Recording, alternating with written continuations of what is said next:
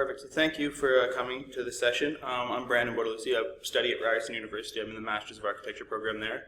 The paper, or the work that we're presenting today, Automating the Creation of Facility and Energy Management Building Information Models, is developed as part of the research group of my supervising professor, Jen MacArthur, who's also here for the session. So just to start off, a little bit of the research context, both overall, and I mean, with the first point up there, I know I'm sort of preaching to the choir about the benefits of the demonstrated value that BIM has to facilities management, especially if people in this session are interested in that topic. But the research context for this specific paper is in the larger research context of the research group that I'm a part of, and we're looking into FM-enabled BIM models and data analytics run on these same models. And so this is sort of a side project that spanned off of that to sort of create the base models in which we're going to operate. And Ryerson University and the Campus Planning and Facilities Department has partnered with us, and so we've used the university as sort of the test case for all of the work that we've been doing. So just starting off, these are sort of four commonly identified barriers to FM-enabled BIM adoption. The first two, identifying information to include, that goes back to the various different uses of BIM. So information that's necessary for fabrication level modeling or design level modeling or construction modeling may not be the same information that's appropriate to facilities management modeling. And so that comes in especially when you're transferring or translating files from one purpose to another, but also even when you're creating a model for an existing building, identifying what to include and what to leave out of the process. Again, there's a lack of interoperability. A lot of FM teams and FM's departments have sort of a set of systems or a set of programs that they use, and in many cases these don't speak well to each other. There's not a simple way to combine all this information into sort of one common environment.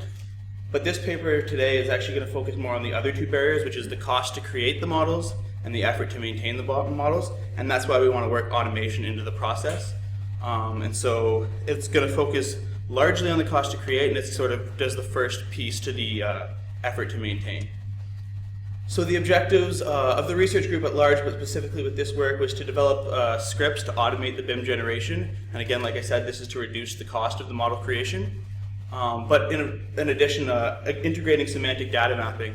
And so what we do is the BIMs that we're creating are what we're referring to internally as either low geometry or no geometry BIMs, depending on which applications we're applying to them. And this is due to, I guess, for a lot of the FM activities that have come forward through conversations with the FM team, using semantic or topological data only, so relational and informational components, we can reduce the cost of the model maintenance, create the models through the automation process easier, and just improve the interoperability between the different systems.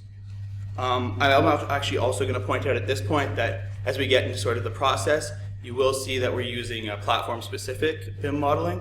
We're not. We'd welcome feedback on how to translate out of this phase, but I think with the experience that we've had working with the FM team, there's been a lot of positives to that, especially in the early stages of developing some of the scripting and automation processes that we have. So the model creation that we're doing comes in 6 steps. The first 4 steps are what we require for what we're using as facility management or FM-enabled BIM models. The last 2 steps are only for FM team who are identifying energy management or energy modeling as a requirement for their work.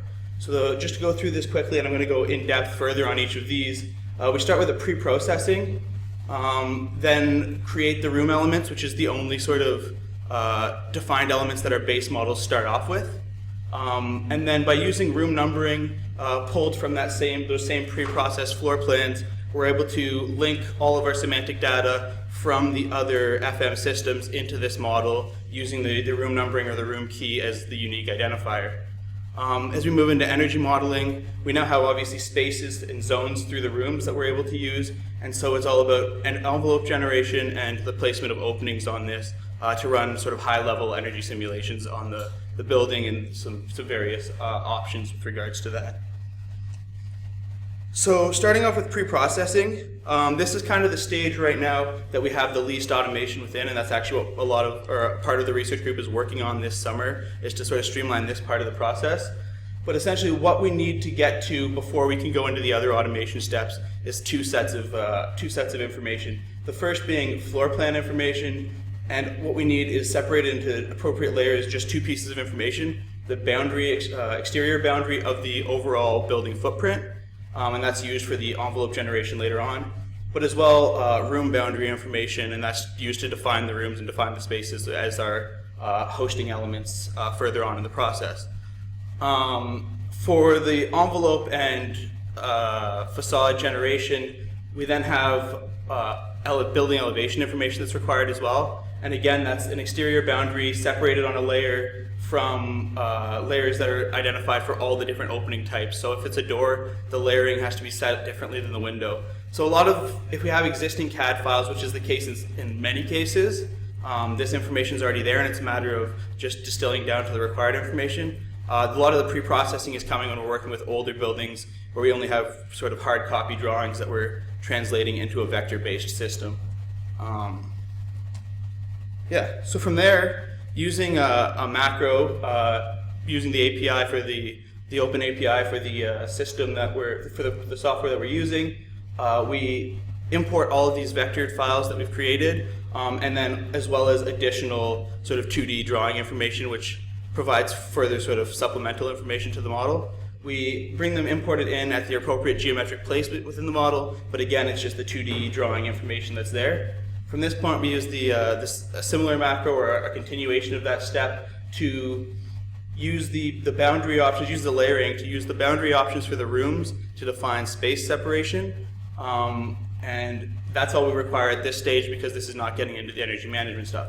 So what you see on the left here is what a model looks like after we've done that stage of importing and room creation. It's just kind of a bunch of floor plans stacked in a 3D space.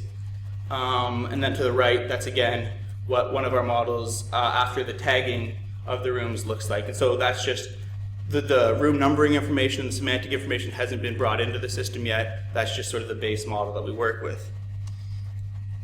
As far as room numbering is concerned, what it does is, and the reason I brought up bringing in additional 2D information into the file or into the model, is it reads from that base floor plan the room numbering and figures out where it is geometrically within that space. And then based on that reading, renames or retags those created room elements based upon the numbering that the FM system or the FM team is already using. And so that's a combination of some sort of visual coding that we've used, again, through Dynamo, as well as Python scripting that was custom written by one of the computer science students that's working with our group.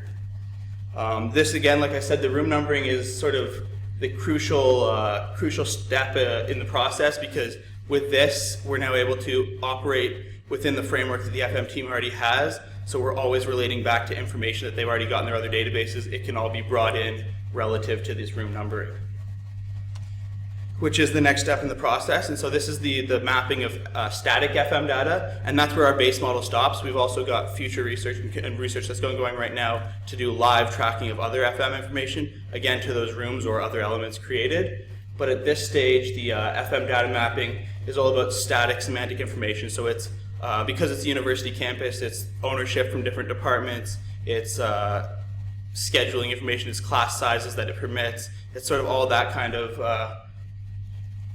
I guess, stored information that they would have in other FM systems that they use.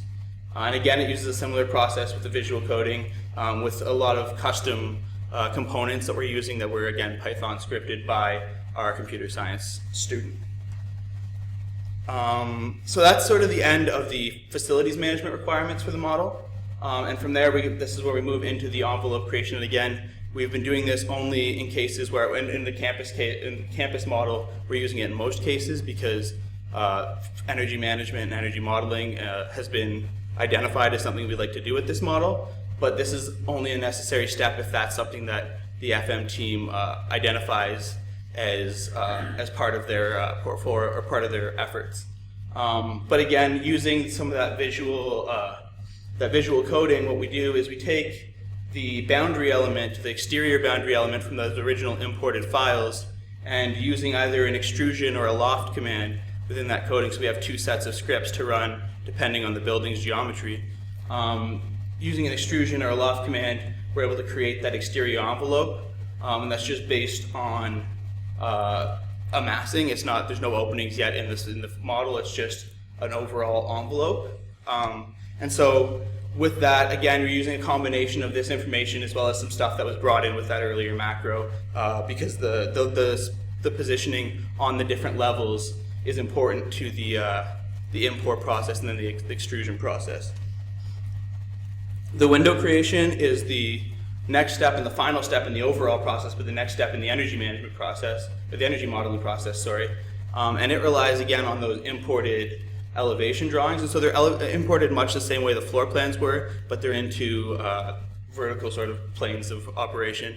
And the one tricky thing with this, and the one barrier that we're still trying to overcome or trying to streamline the process, is aside from the pre-processing, this is the longest step, because in cases where the building undulates or steps in and out, you have to run the script multiple times for each face, so it's not, you know, north facade, south facade, west facade, east facade. It's, you know, every single sort of surface that extrudes out from that facade needs to have the same script run for it. But basically what the scripting does for this is it takes an extrusion of those window line elements, does an intersection with the facades created in the previous step, and then places the assigned window component at that position. And so that's why the layering in the pre-processing stage is important, because if you have a variety of window types, you want to make sure that you're not placing all the generic ones and then having to go back and manually override the information for the windows in each position or the opening in each position. So from that, we've taken it from sort of the few starting test buildings that we had and began to deploy it across the campus model. What we started with was buildings of sort of varying complexity, scale, and type, just to prove that this concept could work without variation on a wide range of buildings or a wide range of models. And so here is 6 of those created models from the university campus, but then they're part of this larger portfolio model that we have now going on from this process. And so with the exception of a few of these, which were sort of test cases done earlier on for traditional modeling of the BIMs, which is the building in the center of it, is the sort of the quad building. Most of the rest of this, or all of the rest of this, with the exception of 1 or 2, were created using this process. And the reason why we started off with doing this through a more traditional method of developing the BIM model was to sort of do a comparison at the end of how much or how successful our process has really been. And so that's where we sort of get to the results of this study and of this work. So the decrease in BIM creation time from our original models was about 25 hours per story spent on the model to 1.3 to 2.6 hours spent per story. And again, a lot of that, like I said, is in the pre-processing because none of that's automated at this point in time. The pre-processing is taking a bulk amount of time. We had sort of an undergraduate student who, on the research team, spent the time just doing all that pre-processing manually. So the scripts themselves take between 5 seconds for sort of the room naming and the more light information to a full minute for the data mapping that we do. And basically, limitations are mostly things that I've stated so far, but the complex form generation right now we're sort of restricted to extrusions and lofting for our form. And our individual faces for the windows must be selected for each mapping. And sometimes there is a little bit of a lack of I guess, communication between the script when it's lofting the windows or the openings onto a nonlinear surface, and you can end up with some interesting, not desired results. But that's on very few situations, and it requires pretty specific circumstances for that to be the case. So at this time, before we get to questions, I'd just like to acknowledge sort of all the support that we've had for this. The Brain Alliance, Big Data Research Analytics Information Network are sort of supporting the larger body of research, of which this is a part of, and that's where we get into the analytics on some of the FM stuff. The Faculty of Engineering and Architectural Science provided funding for both research students assigned to the project as well as towards getting myself and Professor MacArthur here. The Department of Architectural Science, similarly, and then Ryerson University Facility Management and Development, who have been sort of our constant feedback loop throughout the process, just to make sure that this is something that they would be able to take and adopt immediately within their department and without having a huge learning curve. And so they've been sort of a key part of this whole process. So thank you.